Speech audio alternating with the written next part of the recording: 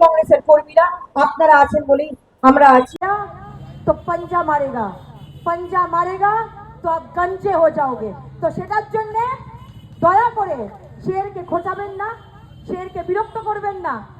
আপনি নিজের রাজ্যে নিজের মতো করে কথা বলুন, আপনি খুশি থাকুন, আর আমাদের রাজ্যে আমাদের যেভাবে আমরা আছি সেভাবে থাকতে দিন।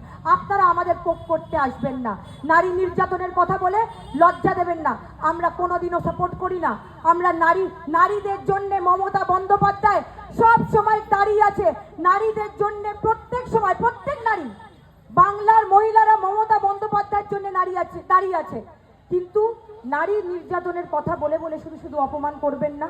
কি কোনো রাজ্যে, আমি মনে করি কোনো রাজ্যে কেউ চায় না কি নারীর নির্যাতন হোক, কিন্তু আপনাদের বিজেপি শাসিত রাজ্যগুলোতে একটু তাকিয়ে দেখুন, তারপর আপনারা কথা বলতে আসবেন বাংলায় এসে বড় বড় কথা বলবেন না।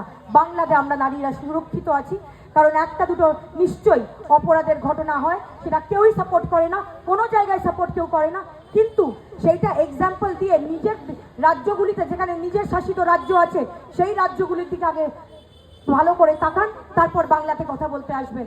আমি এই বলে শেষ করলাম।